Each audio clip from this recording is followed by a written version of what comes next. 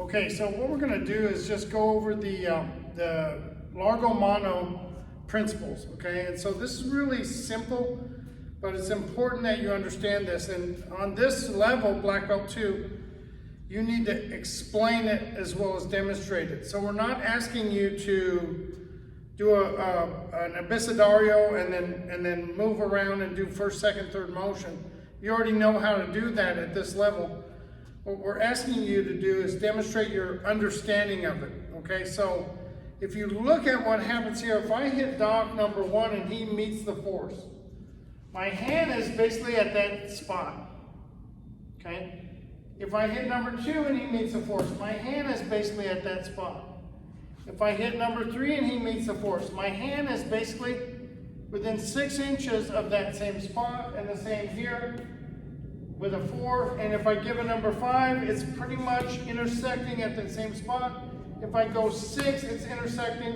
And if I go 7, he's basically intersecting my hand. Even if I use an uppercut, it's basically in the same spot within that far. And so it's kind of the same thing, whether you're meeting the force or following the force or evading or doing preemptive attacks.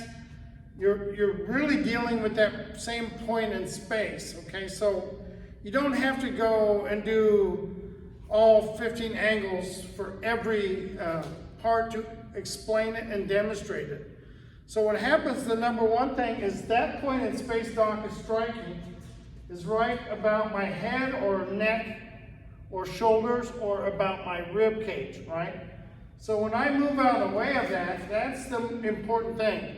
So evade and then hit is first because we want the footwork to be successful. It's a backhand strike.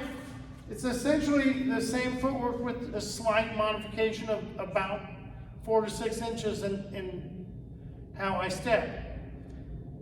So if it's a 3 or 4 or 5, it's really kind of the same movement. Now I just have to decide how I'm going to intercept the strike.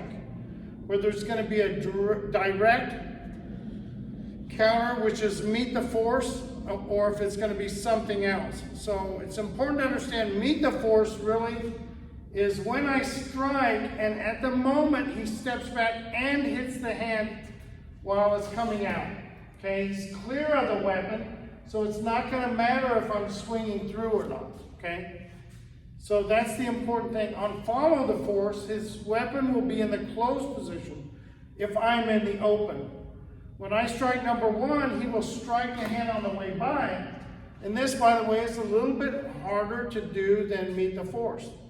So if he's open position and I'm open position, when I give a 1, essentially counters with the diagonal strike, and that's just about the same level. Okay, he's just dropping his elbow slightly. So if he hits a number 1, I counter that with a number 1. Except I drop my elbow so I intercept the hand instead of the weapon. Okay? So when I do the meet the force, I just step back, strike the hand, and of course I'm going to follow up now. Okay, which again, we're not really asking on this. We're just asking you to explain it. The same thing if he hits number 1 and I follow the force, I'm moving out of the way and I'm striking the hand as it passes by. So that's open and close. So in an open or in a number 1 strike and meet the force, I would start open. In meet the force on a number 2 strike, I would start closed. So this is where you get the next phase, what we call open and closed. So meeting the force, I'm always opposite of that strike, whether it be 1 or 2 or 3 or 4, I'm always in the opposite position. If I'm following the force, I'm always in the closed position or open position opposite of that. So now when he's closed, I'm open. So that's how I follow the force. And that's really, if you know that, you really know all 7 principles, really. It's just a matter of road work because it's slightly different to execute. So you have to practice this a lot. And this is the thing I run into when testing people that that are testing on black belt, they know what to do, but they're not able to do it. So this is something you have to practice over and over again. It's not rocket science. It takes just work. That's why people don't like to do it mostly. Now the open position, when he strikes a 1, I counter with a 1. When he strikes a 2, I also counter with a 1. When he strikes a 3, I counter with a 1. When he strikes a 4, I counter with a 1. When he strikes a 5, I counter with a 1. When he strikes a 6, I counter with a 1. So everything will be countering from that open side. That's what we call open position or abierta, right? The closed position, I'm always in the closed position. So no matter how he strikes, okay, I'm just going to hit with a backhand every time. And my footwork just adjusts slightly to deal with the trajectory. But essentially I'm meeting the hand at the same point in space relatively, okay?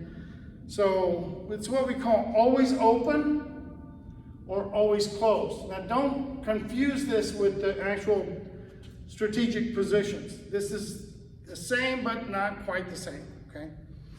So over here now, when he strikes, and I'm gonna, essentially what I'm gonna do is, when he strikes, I can use any of the above. So I can follow the force, meet the force, meet the force. I just use whatever. I can smack him. I can use anything I want in the freestyle version. So all the principles used as you will is what I like to say. However it comes out. Now, preempt is important because this really means anytime that I perceive that he will strike, I will hit first. And now it doesn't look like I'm not hitting with a number 1. I'm not hitting with a number 3 and number 5. I don't care the number. What I'm trying to do is get in an attack that will be disruptive quickly before he can even complete his. Therefore, it has to be a light, quick snap of the weapon. Okay, and this is, even if it's empty hand, this would be done the same way, okay? So if Doc's gonna strike me, that weapon will just snap out and strike, or that weapon will just snap out and strike. So I'm just gonna snap out, and it could also intercept the hand or intercept this hand. It doesn't have to be a deep target. However, when he draws back, that's a good time to hit the nose or the eye and disrupt his ability to carry out whatever plan it is he has to do.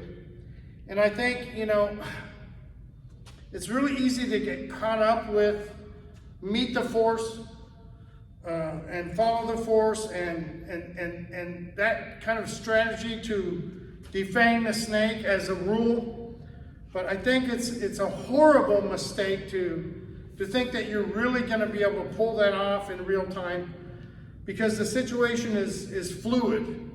And as he's moving around, it's really difficult for me to, from the open position, strike his hand, because typically when he goes to strike, I'm going to initiate an error on my own part if my weapon is held in front of me. When he goes to strike, I'm going to have to bring it back to hit his hand. So you need to, once you're thoroughly vetted in those principles, you need to kind of now get rid of that and just do it freestyle. Don't use preemptive attacks as a rule. Don't use defang the snake as a rule. Don't evade as a rule. If anything, you could fall back on evading as a rule and preemptive strikes as a rule. But really, you've got to be able to flow and float in this without interruption. So when that thing strikes, that's when I can just strike him right in the nose, or really even just thrust him in the neck or in the eye and create some damage. Okay, I want to create some damage to see what he's going to do next. If he backs off, then I kind of have an assessment. If he charges, then I know to bail out and strike him from the side or from the back.